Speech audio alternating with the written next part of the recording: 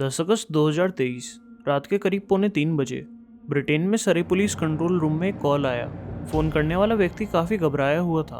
उसने बताया कि वो पाकिस्तान के इस्लामाबाद से बोल रहा है और उसका नाम उरफान शरीफ है। Sorry, police, how can I help? Hello? Hello, how can I help?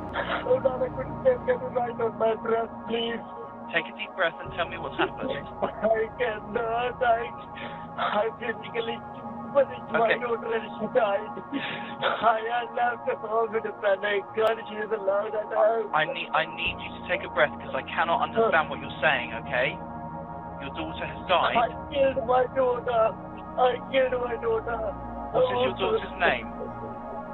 सारा शरीफ। वो परेशान आवाज़ में सरे के एक इलाके में स्थित अपने घर का पता लिखवाता है और बताता है कि इस घर की पहली मंजिल पर एक कमरा है।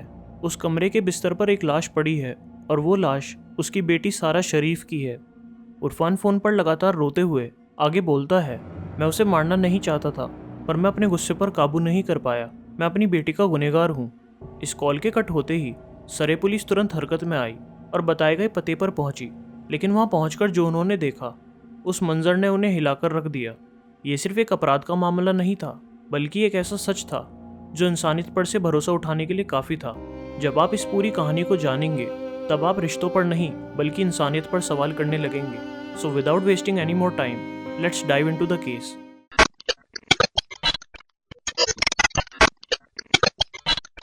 10 अगस्त 2023 सरे पुलिस तुरंत उरफान शरीफ के बताए गए पते पर पहुंची। घर के अंदर एंटर होते ही पुलिस सीधे पहली मंजिल के बेडरूम की ओर आगे बढ़ी। वहां बेड पर 10 साल की सारा शरीफ का बेजान शरीर पड़ा था, लेकिन ये सिर्फ एक लाश नहीं थी, ये उसके सहन किए गए अत्याचारों की गवाही थी। उसके छोटे से शरीर पर गहरे घाव, जलने के निशान और लंबे समय तक किए गए अत्याचार साफ दिखाई दे रहे थे। सारा शरीफ के बेजान शरीर के पास एक रिटर्न नोट रखा था जो उरफान शरीफ ने लिखा था। पहले पेज पर सिर्फ 3 वर्ड्स थे, लव यू सारा। दूसरे पेज पर लिखा था, जिसे भी ये नोट मिले मैं उसे बताना चाहता हूँ कि मेरा नाम उरफान शरीफ है और मैं ही अपनी बेटी की मौत का जिम्मेदार हूँ। मैंने उसे पीटा है, मारा है और अब मैं भाग रहा हूँ। मुझे डर है पकड़े जाने का, लेकिन मैं वादा करता हूँ जल्द ही कानून के सामने सरेंडर कर दूंगा। आखिरी पेज पर वो लिखता है, मैं ऊपर वाले की कसम खाकर कहता हूँ कि मेरा अपनी बेटी को मारने का इरादा नहीं था, लेकिन मैं अपने गुस्से पर काबू नहीं रख सका। अगली लाइन में उरफान अपनी बेटी के अंतिम संस्कार की गुजारिश करता है। सारा एक मुस्लिम है और मैं चाहता हूँ कि उसे इस्लामिक रीति रिवाजों के अनुसार दफनाया जाए। आखिर में वो लिखता है, मैं वादा करता हूँ मैं अपनी बेटी के पोस्टमार्टम के पूरा होने से पहले लौट आऊँगा। इसके बाद पुलिस ने सारा की बॉडी को पोस्टमार्टम के लिए भेज दिया और क्राइम सीन पर मिले नोट्स को सबूत के तौर पर सुरक्षित कर लिया। इसके साथ ही पुलिस ने इस मामले की इन्वेस्टिगेशन स्टार्ट कर दी। इन्वेस्टिगेशन में सामने आया कि सरे के इस घर में एक पाकिस्तानी फैमिली रहती थी। फैमिली का हेड था उरफान शरीफ, उसके साथ उसकी दूसरी पत्नी बिनेश बतूल और उरफान का छोटा भाई फैजल मलिक इस घर में रहते थे। इन तीनों के साथ इस घर में कुल 6 बच्चे रहते थे, जिनमें सारा शरीफ भी शामिल थी। उरफान शरीफ, जो सारा का पिता था, 2001 में पाकिस्तान से ब्रिटेन आया था। ब्रिटेन में वो एक टैक्सी ड्राइवर के तौर पर काम कर रहा था और इसी दौरान उसकी मुलाकात एक पोलैंड की लड़की ओल्गा डोमिन से हुई। धीरे धीरे मुलाकात दोस्ती में बदली और फिर प्यार में। 2009 में दोनों ने शादी कर ली। शादी के बाद उनके 2 बच्चे हुए, एक बेटा और एक बेटी। वही बेटी जिसे दुनिया सारा शरीफ के नाम से जानने वाली थी। सारा का जन्म 11 जनवरी 2013 को हुआ था। शुरुआत में कुछ साल उरफान और ओल्गा के बीच सब ठीक चल रहा था, लेकिन 2015 तक हालात बदलने लगे। पति पत्नी के रिश्ते में खटास आने लगी और दोनों के झगड़े बढ़ने लगे। आखिरकार 2015 में उरफान और ओल्गा का तलाक हो गया। तलाक के बाद दोनों बच्चे ओल्गा के पास रहे, लेकिन कुछ समय बाद उरफान शरीफ ने उनकी कस्टडी हासिल कर ली और ओल्गा वापस पोलैंड चली गई। यहीं से सारा की जिंदगी ने एक नया मोड़ ले लिया। कुछ समय बाद उरफान शरीफ ने दूसरी शादी की, इस बार एक पाकिस्तानी महिला बिनेश बतूल से। अब उरफान के साथ उसके दोनों बच्चे, दूसरी पत्नी बिनेश और उरफान का छोटा भाई फैजल मलिक एक साथ रहते थे। दोनों भाई टैक्सी चलाकर घर चला रहे थे। कुछ टाइम तक सब कुछ नॉर्मल था, लेकिन बिनेश के अपने बच्चे होने के बाद उसका ध्यान सारा से हटने लगा। सौतेली माँ का नेचर अब पूरी तरह बदल चुका था। सारा अब धीरे धीरे बड़ी हो रही थी, लेकिन उसके साथ घर में अत्याचार भी हो रहे थे। कभी किसी गलती पर बिनिश उरफान से शिकायत करती तो उरफान सारा को बेरहमी से पीटता, तो कभी बिनिश खुद भी उसे मारती। सारा पर जुल्म का ये सिलसिला जैसे थमने का नाम ही नहीं ले रहा था। फिर एक दिन 2023 में कुछ ऐसा हुआ जिसने सब कुछ बदल दिया। उस रात सारा को इतनी बुरी तरह पीटा गया कि उसके फेस और बॉडी पर गहरे जख्मों के निशान पड़ गए। ये निशान इतने साफ थे कि अगर कोई देखे तो सारा के दर्द की पूरी कहानी समझ जाए। जब वो स्कूल जाती तो टीचर्स और बच्चे उसके घाव को देखकर सवाल करने लगते। आखिरकार माँ बाप ने इस डर से सारा का स्कूल से नाम ही कटवा दिया। उन्होंने बहाना बनाया कि वो घर से पढ़ाई करेगी, लेकिन असली वजह सिर्फ इतनी थी कि कहीं सारा के जख्म उनकी हैवानियत की गवाही ना दे दे। सारा को म्यूजिक से लगाव था, उसे गाने का शौक था, बोलने का और स्पीचेस देने का भी शौक था। वो एक जिंदा दिल लड़की थी।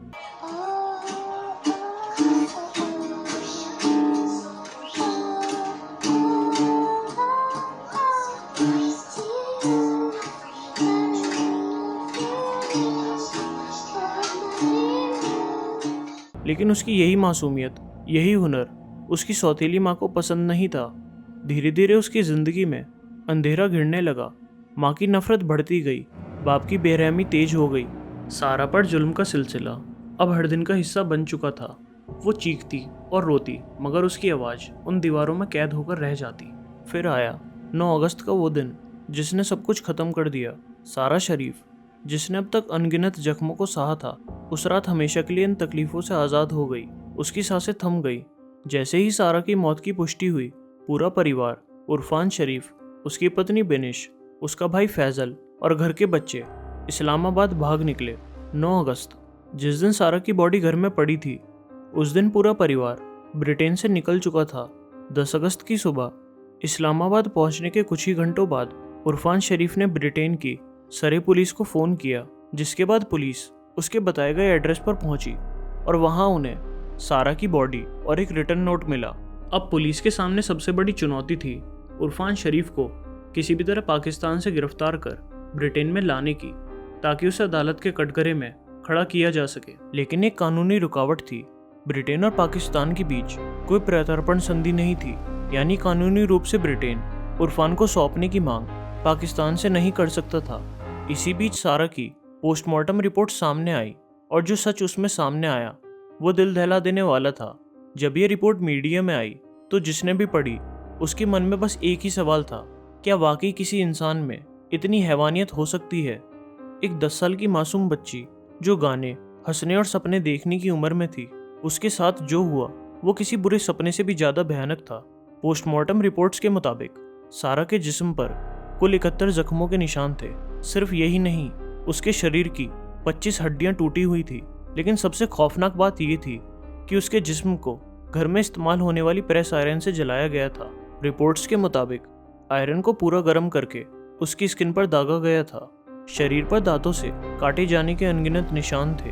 डॉक्टर्स भी ये कंफर्म नहीं कर पाए कि सारा की मौत कैसे हुई, क्योंकि उसके शरीर पर जो भी जख्म थे वो उसे मारने के लिए काफ़ी थे।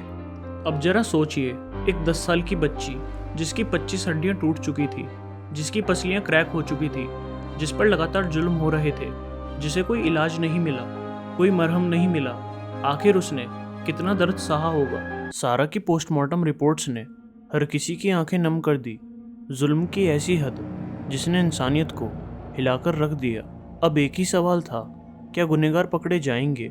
क्या सारा को इंसाफ मिलेगा? ब्रिटेन की सरे पुलिस अपनी तरफ से पूरी कोशिश कर रही थी और फिर करीब 1 महीने और 4 दिन बाद 13 दिसंबर 2023 को उरफान, बिनिश और फैज़ल इस्लामाबाद से दुबई पहुंचे और फिर दुबई से ब्रिटेन के लिए उड़ान भरी। उनके बच्चे अभी भी पाकिस्तान में थे, लेकिन ये तीनों ब्रिटेन लौट रहे थे। जैसे ही उनकी फ़्लाइट गेटविक एयरपोर्ट पर लैंड हुई, सरे पुलिस पहले से तैयार थी। उन्हें पहले ही खबर मिल चुकी थी कि तीनों वापस आ रहे हैं। प्लेन रनवे पर था, मगर पैसेंजर्स को बाहर निकलने की परमिशन नहीं दी गई। पुलिस की एक टीम प्लेन के अंदर एंटर हुई। रनवे पर खड़े प्लेन में सन्नाटा था। तभी पुलिस ऑफिसर्स ने आगे बढ़कर उरफान शरीफ, उसकी पत्नी बिनिश बतूल और उसके भाई फैज़ल मलिक को सारा शरीफ की हत्या के आरोप में गिरफ्तार कर लिया। हथकड़ियाँ पहनाकर उन्हें पुलिस कस्टडी में ले जाया गया। गिरफ्तारी के बाद पुलिस ने अपनी ओर से चार्जशीट सबमिट की और इस मामले को अदालत तक पहुंचाने का प्रोसीजर शुरू किया। ब्रिटेन के कानून के मुताबिक किसी भी आरोपी को गिरफ्तारी के समय ये बताया जाता है कि उसे क्यों पकड़ा गया है और क्या वह आरोपों से सहमत है या नहीं। उरफान शरीफ, बिनिश बतूल और फैजल मलिक तीनों से बारी बारी यही सवाल पूछा गया। उन्होंने बाकी सभी बातों के जवाब दिए, लेकिन जैसे ही पूछा गया क्या आपने ये जुर्म किया है, तीनों ने नो कमेंट्स कहकर चुप्पी साध ली। ये साफ था कि उनके वकील ने उन्हें यही सलाह दी थी। 8 अक्टूबर 2024 को जूरी बैठी, जज सामने थे और केस की सुनवाई ऑफिशियली स्टार्ट हुई। कोर्ट रूम में हर कोई इस बात का इंतज़ार कर रहा था कि तीनों आरोपी कब अपने गुनाह को कबूल करेंगे, लेकिन हैरानी की बात यह थी कि उन्होंने सभी आरोपों से इनकार कर दिया और खुद को बेगुनाह साबित करने की कोशिश करते रहे। हालांकि जैसे जैसे इन्वेस्टिगेशन आगे बढ़ी, उनके खिलाफ सबूतों का अंबार लग गया। उरफान के घर की तलाशी में पुलिस को 2 अहम एविडेंसेस मिले, एक क्रिकेट बैट और एक लोहे की रॉड। दोनों पर खून के निशान थे। फॉरेंसिक जांच में साफ हुआ कि इन्हीं हथियारों से सारा को बेरहमी से पीटा गया था। इस केस की अगली सुनवाई नवंबर 2024 में हुई। महीनों तक अपने गुनाह से इनकार करने वाला उरफान शरीफ उस दिन अचानक कोर्ट रूम में रोने लगा और अपना जुर्म कबूल करते हुए बोला, हाँ, मैंने ही अपनी बेटी को मारा है। मैंने उसे टॉर्चर किया और उसका कत्ल किया। अब उरफान शरीफ के कबूलनामे के बाद जज ने उरफान से कहा, आपने अपना जुर्म कबूल कर लिया है, तो बताइए क्या शरीर पर मिले बाइट मार्क्स आपके हैं? उरफान एक पल के लिए चुप हो गया, फिर बोला, नहीं, न मैंने उसे प्रेस से जलाया, न वो बाइट मार्क्स मेरे हैं। इसके बाद कोर्ट में सवाल उठा, अगर उरफान ने नहीं किया तो फिर किसने? अब शक की सुई उसकी पत्नी बिनिश बतूल की तरफ घूम चुकी थी। जब जज ने बिनिश से पूछा, क्या ये बाइट मार्क्स आपके हैं, उसने भी साफ इनकार कर दिया। कुछ पल की खामोशी के बाद जज ने तब कहा, अब सच सामने लाने का सिर्फ एक ही तरीका बचा है, फॉरेंसिक और डीएनए टेस्टिंग।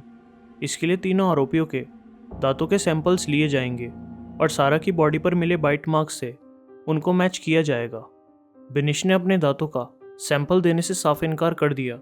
अदालत समझ गई सारा के शरीर पर मिले बाइट मार्क्स उसी के थे। आखिरकार 17 दिसंबर को अदालत ने अपना फैसला सुनाया। जज ने कहा, इस बच्ची पर जो अत्याचार हुए वो कल्पना से परे हैं। एक माँ बाप ऐसा कर सकते हैं, ये सोचकर भी रोंगटे खड़े हो जाते हैं। सबूत चिल्ला चिल्लाकर गवाही दे रहे हैं कि ये घिनौना काम इन तीनों के अलावा किसी और का नहीं हो सकता। सौतेली माँ का अपने बच्चों के लिए जरूरत से ज़्यादा प्यार उसकी बिगड़ती हुई सोच का सबूत था। उसने सारा को स्कूल से इसलिए हटवा दिया ताकि उसके शरीर के जख्म किसी को ना दिखे। हर तरफ से उसे तकलीफ और टॉर्चर किया गया। इसके आगे जज ने फैसला सुनाते हुए उरफान शरीफ को अपनी ही बेटी सारा के कत्ल के जुर्म में आजीवन कारावास की सज़ा सुनाई। उसे 40 साल से पहले पेरोल पर रिहा नहीं किया जाएगा। 40 साल तक वो सलाखों के पीछे सड़ेगा।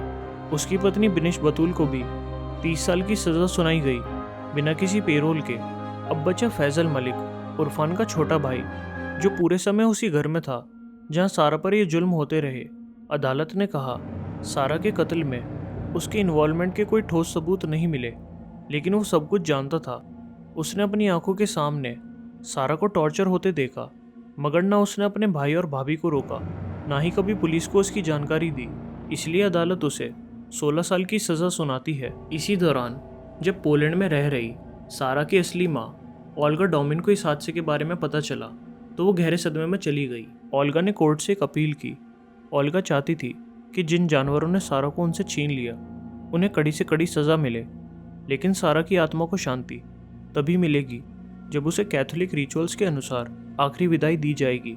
एक मासूम जो प्यार की हकदार थी, उसने अपनों के हाथों मौत पाई। जिस घर को पनाह बनना था वहीं उसकी चीखें दफन हो गई। So guys, that was the case of Sara Sharif. Thanks for watching. Please subscribe to our YouTube channel and I will be back soon with another grim reality.